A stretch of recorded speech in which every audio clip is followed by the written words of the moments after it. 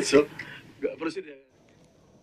Of course, the push and pull between the governor and the Senate. You'll get more details in regards to that story in our subsequent bulletins later on in the day. Now, residents of 4 electoral areas today are back to the ballot to elect their leaders for 4 vacant seats. Their seats include the Member of National Assembly for Isiolo South and ward representative positions in West Kabras, Kakamega County, and Muminji and Evuvori wards in Embu County.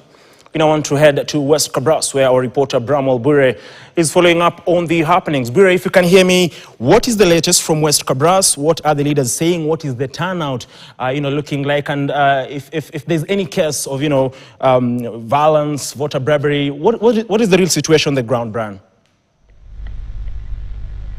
Well, thank you, Ian. As you've said, we're here at West Kabras. This is Malava constituency in Kakamega County, an area where the by-election, the area fell into a by-election after the MCA of this particular region, that is David Ndakwa, was elected as a member of parliament for Malava constituency after the member of parliament, that is Malulu Njendi, passed on a year ago. And here we're talking about a polling, a ward with 27 polling stations and over 12,000 registered voters. But of course, when we talk about a by-election, we don't expect the number to hit at 12,000. We're talking about a lot of voter apathy.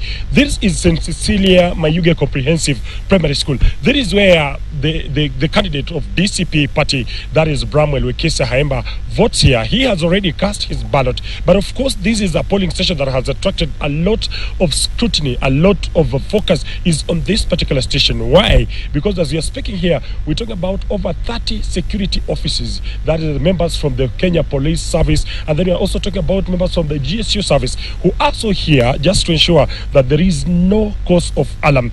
We've had the member of parliament, that is David Ndakwa, casting aspirations and casting allegations that the former senator, that is Cleophas Malala, and the current DCP deputy party leader was here, and he has been causing mayhem all the way from morning. We are yet to get hold of Cleophas Malala to shed some light and hear his side of his version over those allegations that have been leveled against him. But a few minutes here, there was some fracas that were reported here.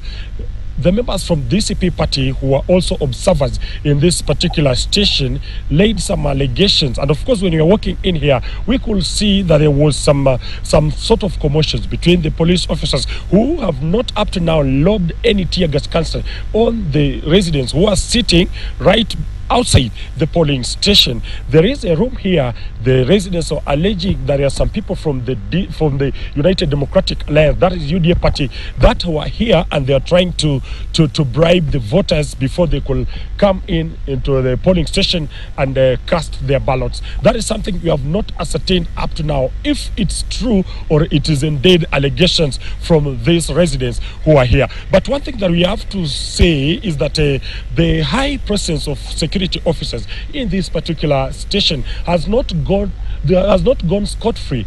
The members from DCP party are saying that the high numbers of police officers in this particular station is a concern to the residents who are not turning up to vote here. It is indeed true. We have been here for over 40 minutes, and you can confirm that either 1 or 2 people have just walked in to cast their ballot. As we were speaking earlier on with the Hadia, my colleague Hadia, this gate was fully manned by police officers, by the GSU officers who are here. 30 of them, 3 Land Cruisers of security operatives here. So it is a matter that maybe it will feature on when the election results will be announced later on. As of course there has been fears here that have been alleged that these people are scaring, and they are scaring away voters to vote in this particular station.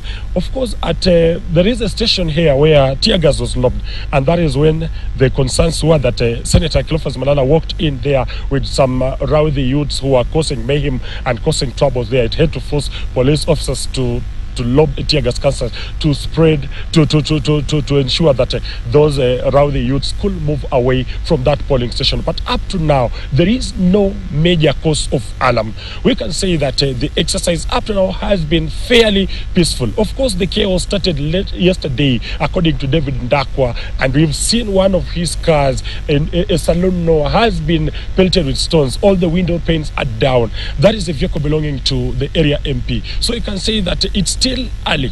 We're waiting here to keenly follow each and every unfolding that will be coming here. In case of anything, be rest assured that our viewers will be having a live coverage of all the unfoldings from here in West Kabras. But I have to tell you that this area is synonymous with violence. You can tell that about 3 months ago, when you're having that by-election of the Member of Parliament, we're talking about David Ndakwa, who later on won against Seth Panyako, who was a candidate of DCP. We experienced a lot of chaos. We experienced a lot of bloodshed. But we are hoping that today, the numbers of security, police officers and the security apparatus here, and just only 27 polling stations, only 12,000 voters. We're expecting that they will be able to calm any concern that may arise later on. From here, back to Ian in the studio. Oh, thank you very much. Brian Bure will be keeping tabs in regards